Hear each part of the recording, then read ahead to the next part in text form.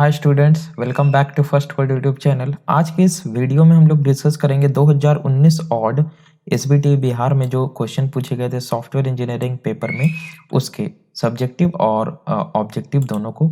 तो सबसे पहले हम लोग ऑब्जेक्टिव से स्टार्ट करेंगे। फर्स्ट है software engineering approach is used to achieve. Software engineering जो अप्रोच है वो हम लोग यूज करते हैं कि क्या अचीव करने के लिए। Better performance of hardware, error free software, reusable software या क्वालिटी सॉफ्टवेयर प्रोडक्ट। देखिए, जब भी आपसे एमसीक्यूज पूछे जाए, मल्टीपल चॉइस क्वेश्चन, तो आप क्या करें, चारों जो ऑप्शन दिए हुए हों, अगर आपको फर्स्ट ऑप्शन भी करेक्ट मिलता है फिर भी आप चारों ऑप्शन को पढ़िए और जो आपको मोस्ट सुइटेबल लगता है उसे टिक कीजिए।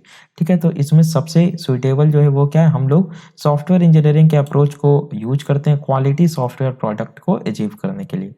नेक्स्ट है management of software development dependent on. जो सॉफ्टवेयर डेवलपमेंट का मैनेजमेंट होता है वो डिपेंडेंट होता है किस पे, पीपल पे, प्रोडक्ट पे, प्रोसेस पे या ऑल ऑफ द अबव। तो देखिए, जो सॉफ्टवेयर डेवलपमेंट का मैनेजमेंट होता है वो फोर यानी कि चार चीजों पे डिपेंडेंट होता है। क्या क्या? पीपल, प्रोडक्ट, प्रोसेस और आपका प्रोजेक्ट। ठीक है, याद रखना है आपको। जो सॉफ्टवेयर डेवलपमेंट का मैनेजमेंट होता है स्टूडेंट, वो चार चीजों पे डिपेंड करता है। क्या क्या? पहला हो गया पीपल, जो एम्प्लॉय होंगे, प्रोडक्ट आपका जो प्रोडक्ट होगा, प्रोसेस एंड प्रोजेक्ट। तो यहाँ आपको ऑल ऑफ द अबव टिक करना है। नेक्स्ट है यूएमएल स्टैंड्स फॉर। तो यूएमएल पिछले भी दो तीन दो तीन जो हमने डिस्कस किया है प्रीवियस ईयर क्वेश्चन, उसमें पूछा गया था unified modelling language. Effort is measured in terms of. तो एफर्ट मेजर किया जाता है, हम लोगों ने बेसिक कोकोमो में देखा था, पर्सन मंथ में। पर्सन मंथ का मतलब क्या है कि एक पर्सन एक मंथ में जितना एफर्ट यूज करता है, हम लोग एफर्ट कैलकुलेट करने के लिए करते थे, है ना। Effort equals a kilo line of code और टू द पावर बी, इस तरह से हम लोग यूज करते थे। नेक्स्ट है आपका क्या, which phase is not available in software life cycle. Software life cycle में से निम्नलिखित में से कौन सा फेज अवेलेबल नहीं है? कोडिंग, कोडिंग फेज होता है, टेस्टिंग फेज भी होता है, मेंटेनेंस भी होता है, पर एब्स्ट्रैक्शन कोई फेज नहीं होता है। नेक्स्ट है which one is the most important feature of a spiral model. इनमें से कौन सा स्पाइरल मॉडल का मोस्ट इंपॉर्टेंट फीचर है? तो quality management, risk management, performance management, efficiency management. हमने पढ़ा था कि स्पाइरल मॉडल का सबसे जो एडवांटेज है, सबसे अच्छा एडवांटेज और जो इसका मोस्ट इंपॉर्टेंट फीचर है वो क्या है? Risk management. ये रिस्क को हैंडल करता है। नेक्स्ट है आपका waterfall model is not suitable for. Waterfall model आपका सुइटेबल नहीं है, हम लोग पढ़ चुके हैं, जो कि ड्रॉबैक्स है वाटरफॉल मॉडल का। क्या कि ये कॉम्प्लेक्स प्रोजेक्ट के लिए सुइटेबल नहीं और इसीलिए आज ये आउटडेटेड हो चुका है, अब ये यूज नहीं होता है। तो यहाँ पे आपको कॉम्प्लेक्स प्रोजेक्ट टिक करना है। नेक्स्ट है spiral model was developed by. तो स्पाइरल मॉडल किनके द्वारा डेवलप किया गया था? बैरी बोहेम के द्वारा। ठीक है, यहाँ आपको बैरी बोहेम टिक करना है। नेक्स्ट है आपका the basic concepts of ER model are. ER model जो एंटिटी रिलेशनशिप मॉडल होता है, उसका बेसिक कॉन्सेप्ट क्या होता है? Entity and relationship, relationship and keys, entity effects and relationship, entity relationship and attribute. Yes, entity relationship and attribute, ये क्या है? ईआर मॉडल का बेसिक जो कॉन्सेप्ट होता है वो है। नेक्स्ट है रिक्वायरमेंट इलिसिटेशन मीन्स। हमने रिक्वायरमेंट इलिसिटेशन को डिटेल में डिस्कस किया है सेपरेट लेक्चर में, इसके डिफरेंट टेक्निक्स देखे। इसमें हम लोग क्या करते हैं? रिक्वायरमेंट को गैदर करते हैं, बिल्कुल yes. Capturing of requirement, yes, requirement को कैप्चर करते हैं। Understanding of requirements, yes, requirement को अंडरस्टैंड करते हैं, समझते हैं कि क्लाइंट का रिक्वायरमेंट क्या है। तो यहाँ पे ऑल ऑफ द एबव आ जाएगा। नेक्स्ट है which one is not a size measure for software. Software का जो साइज मेजरिंग का डिफरेंट तरीका होता है, इनमें से कौन सा नहीं है? एलओसी, लाइन ऑफ कोड से हम लोग किसी सॉफ्टवेयर के साइज को क्या मेजर कर सकते हैं? बिल्कुल। फंक्शन काउंट, क्या फंक्शन काउंट की हेल्प से हम किसी सॉफ्टवेयर के साइज को मेजर कर सकते हैं? बिल्कुल, और करते भी हैं। फंक्शन पॉइंट एनालिसिस एक मेथड है। साइक्लोमेट्रिक कॉम्प्लेक्सिटी, क्या साइक्लोमेट्रिक कॉम्प्लेक्सिटी से हम किसी सॉफ्टवेयर प्रोडक्ट के साइज को एस्टिमेट कर सकते हैं? नहीं कर सकते हैं। साइक्लोमेट्रिक कॉम्प्लेक्सिटी से हम लोग क्या करते हैं? किसी भी सॉफ्टवेयर प्रोजेक्ट के, किसी भी सॉफ्टवेयर प्रोडक्ट के कॉम्प्लेक्सिटी को मेजर करते हैं। ओके, तो यहाँ पे आपको साइक्लोमेट्रिक कॉम्प्लेक्सिटी टिक करना है। नेक्स्ट है COCOMO was developed initially by. COCOMO initially developed किया गया था किनके द्वारा? बैरी बोहेम के द्वारा। तो BW बोहेम आपको टिक करना है। नेक्स्ट है cost estimation for a project में इंक्लूड। किसी cost estimation for a project, किसी प्रोजेक्ट में का जब हम लोग कॉस्ट एस्टिमेशन करते हैं तो उसमें किन किन चीजों को हम लोग इंक्लूड कर सकते हैं। Software cost, yes software cost तो ऑब्वियसली रहेगा। नेक्स्ट है हार्डवेयर कॉस्ट, यस जो हार्डवेयर का कॉस्ट आ रहा है वो भी उसमें इंक्लूड होगा। पर्सनल कॉस्ट, बिल्कुल जो पर्सन का कॉस्ट आ रहा है, यानी इन सभी का कॉम्बिनेशन रहेगा हमारा क्या, सॉफ्टवेयर का कॉस्ट का जब हम लोग एस्टिमेट करेंगे। नेक्स्ट है how many stages are in COCOMO 2, तो हम सारे लोग जानते हैं कोकोमो 2 में टोटल 3 स्टेजेस थे। नेक्स्ट है आपका a system that does not interact with internal environment, उसे क्लोज्ड सिस्टम कहा जाता है। ये पीछे भी एमसीक्यू में पूछा गया है। नेक्स्ट है functional testing is known as, functional testing को कहा जाता है क्या, बिहेवियर टेस्टिंग। हमने टेस्टिंग और उसके हायरार्की को देखा था टेस्टिंग के सेपरेट लेक्चर में, टेस्टिंग के डिफरेंट टाइप्स हमने पढ़ रखे हैं। White box, black box, grey box को एक सेपरेट लेक्चर में डिस्कस कर रखा है, तो आपको कहीं प्रॉब्लम नहीं होनी चाहिए।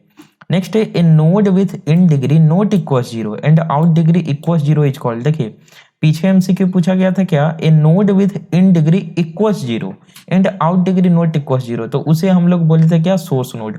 यहाँ पे इन डिग्री नॉट इक्वल 0, तो जब इन डिग्री नॉट इक्वल 0 हो और आउट डिग्री 0 हो तो उसे डेस्टिनेशन नोड कहा जाता है। ये आपको ध्यान देना है, ठीक है। दोनों एमसीक्यू आपको ध्यान में रखना है, इन डिग्री यहाँ नॉट इक्वल 0 है और आउट डिग्री 0 है, तो यहाँ पे डेस्टिनेशन नोड होगा। नेक्स्ट है alpha testing is done by, alpha testing किनके द्वारा किया जाता है, टेस्टर के द्वारा किया जाता है ना। ये एक्सेप्टेंस टेस्टिंग का ही एक टाइप है, आप लोग कर सकते हैं। सॉफ्टवेयर को जब एक्सेप्ट करना होता है तो सबसे पहले अल्फा टेस्टिंग परफॉर्म किया जाता है, जो टेस्टिंग की टीम परफॉर्म करती है। देन बीटा टेस्टिंग परफॉर्म किया जाता है, जिसे कौन, friendly set of customer perform करते हैं। नेक्स्ट है acceptance testing is done by, तो एक्सेप्टेंस टेस्टिंग किनके द्वारा किया जाता है, developers, customer, tester, all of the above. तो यहाँ पे आपको मोस्ट सुइटेबल, आपको यहाँ पे कस्टमर टिक करना है, ठीक है स्टूडेंट। एक्सेप्टेंस टेस्टिंग जो होता है वो मेनली कस्टमर के द्वारा परफॉर्म किया जाता है कि वो जो सॉफ्टवेयर प्रोडक्ट डेवलप किया गया ऑर्गेनाइजेशन के द्वारा वो उसे एक्सेप्ट करेगी या नहीं करेगी। नेक्स्ट है cyclomatic complexity is developed by, cyclomatic complexity develop किया गया था किनके द्वारा, थॉमस मैकबे के द्वारा, ठीक है याद रखना है आपको, थॉमस मैकबे। नेक्स्ट है क्या आपका साइक्लोमेटिक, अच्छा ये यही है। नेक्स्ट आ गया आपका ग्रुप बी, ग्रुप बी में what is the difference between alpha testing beta testing, दोनों के बीच में आपको क्या करना है, डिफरेंस लिखना। अल्फा टेस्टिंग क्या होता है, बीटा टेस्टिंग क्या होता है, आप डिफरेंशिएट कर सकते हैं। नेक्स्ट है what are the various kinds of functional testing, different types of functional testing आपको यहाँ पे लिखना है। नेक्स्ट है what is software failure, software failure क्या होता है, ठीक है। तो आपको क्या करना है, फॉल्ट और फेल्योर दोनों पढ़ लेना है। फॉल्ट और फेल्योर दोनों बीवीआई टॉपिक है, हमेशा आपसे पूछे जाते हैं, ठीक है। सॉफ्टवेयर फॉल्ट क्या होता है, जब हमारा कोई हम लोग किसी तरह का स्टेप में एरर कर देते हैं और वहां से हमारा जो डिजायर्ड आउटपुट है वो नहीं अचीव हो पाता है, तो वो सॉफ्टवेयर फॉल्ट हो जाता है। फेल्योर क्या होता है, सॉफ्टवेयर फेल्योर मीन्स हमारा सॉफ्टवेयर करेक्ट है, हमने इंप्लीमेंट करेक्ट किया है, बट जो हमारा डिजायर्ड, हमारा एक्सपेक्टेड आउटपुट था वो हमारा परफॉर्मेंस के हिसाब से सॉफ्टवेयर परफॉर्म नहीं कर पा रहा है, तो वहां पे सॉफ्टवेयर फेल्योर होता है। आपको इसको डिटेल में गूगल कर लेना है, ठीक है। गूगल में लिखना है कि व्हाट इज सॉफ्टवेयर फॉल्ट और पढ़ लेना है अच्छे से, then what is software failure और पढ़ लेना है अच्छे से, दोनों को पढ़कर जाना है। नेक्स्ट है what are the various debugging approaches, various जो डिबगिंग का अप्रोच होता है दैट इज बैक ट्रैकिंग हो गया और भी डिफरेंट है, उसको आपको यहाँ पे एक्सप्लेन करना है। नेक्स्ट है what do you understand by software design, software design क्या होता है, बिल्कुल आप लोग एक्सप्लेन कर सकते हैं सॉफ्टवेयर डिजाइन के अप्रोच, दैट इज आप टॉप डाउन और बॉटम डाउन डिजाइन को भी चाहे तो यहाँ पे एक्सप्लेन कर सकते हैं। नेक्स्ट है what is difference between a flow chart and a structure chart, flow chart और स्ट्रक्चर चार्ट के बीच में क्या डिफरेंस है, ये यहाँ पे आपको एक्सप्लेन करना है।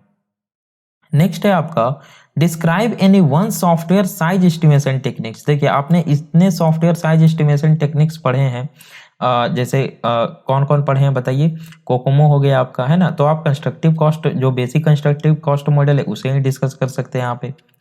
और यहाँ पे क्या है, what are risk management activity, risk management में जो जो सेट ऑफ एक्टिविटीज परफॉर्म होते हैं उसको यहाँ पे एक्सप्लेन करना है।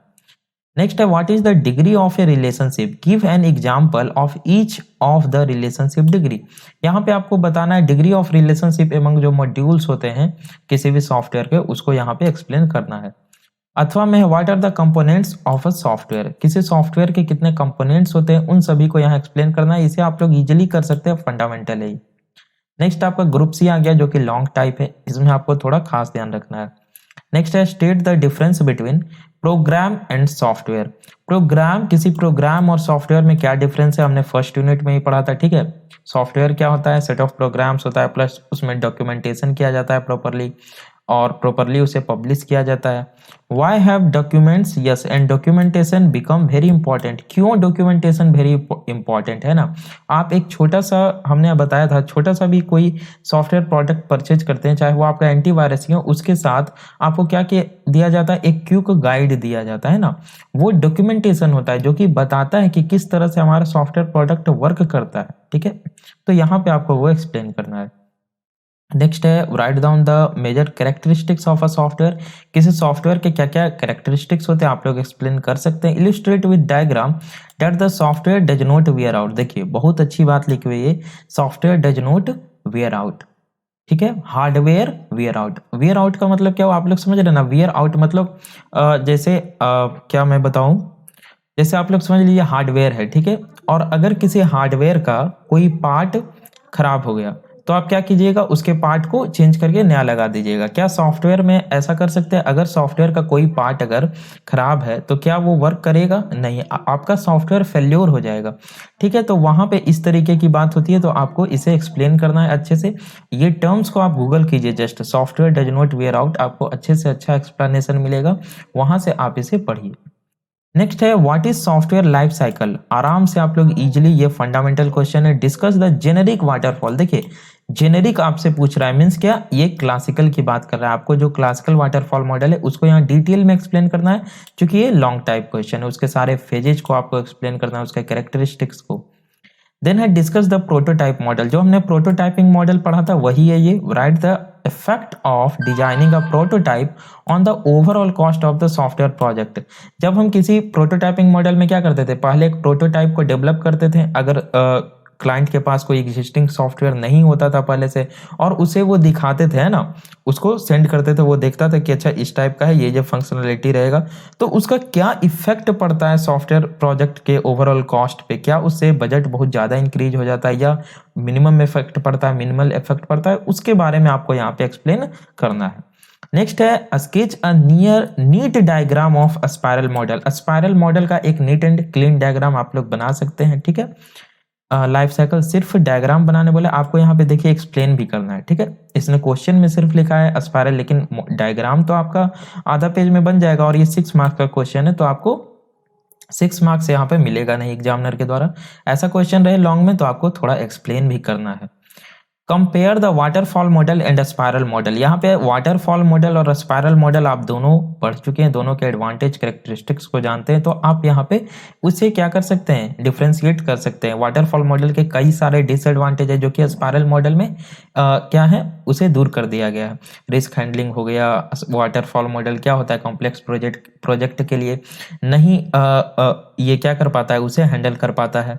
जबकि स्पाइरल मॉडल क्या होता है, अगर स्पाइरल मॉडल को आप स्मॉल प्रोजेक्ट के लिए यूज कीजिएगा तो आपका बजट बहुत ज़्यादा हो जाएगा, ठीक है, क्योंकि इसमें कॉस्ट बहुत ज़्यादा लगता है।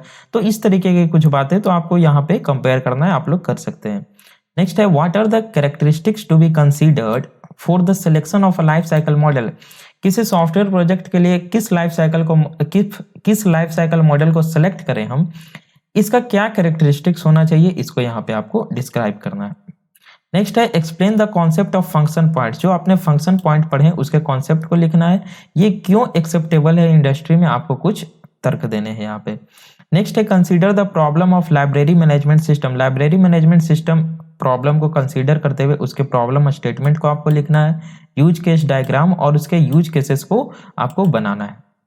नेक्स्ट है आपका क्या, describe the various steps of requirement engineering. हमने रिक्वायरमेंट इंजीनियरिंग को डिटेल में पढ़ रखा है एक सेपरेट वीडियो में, और उसके सारे स्टेप्स जो होते हैं, ठीक है, फिजिबिलिटी स्टडी होता है, सॉफ्टवेयर रिक्वायरमेंट स्पेसिफिकेशन होता है, वैलिडेशन होता है, हमने सारे को पढ़ रखा है। तो आप इसे क्या करना है, अच्छे से एक्सप्लेन करना है। Is it essential to follow these steps, क्या रिक्वायरमेंट इंजीनियरिंग को स्टेप क्या रिक्वायरमेंट इंजीनियरिंग के जो स्टेप्स हैं उन्हें फॉलो करना ज़रूरी है, इसको आपको लिखना है स्टूडेंट। तो ये था स्टूडेंट आपका एक्सप्लेनेशन 2019 ऑड में जो क्वेश्चन पूछे गए थे। हमने मेनली एमसीक्यू जो थे मल्टीपल चॉइस क्वेश्चन उसको डिस्कस कर लिया। सब्जेक्टिव में काफ़ी सारे ऐसे क्वेश्चन हैं जो कि आप हो सके नहीं पढ़ोगे, तो कल आपका एग्जाम है, अभी आपको रात भर जगना है। आपको क्या करना है, जो क्वेश्चन आप नहीं पढ़े हैं, ठीक है, पीवाईक्यूज आपको छोड़ना नहीं है।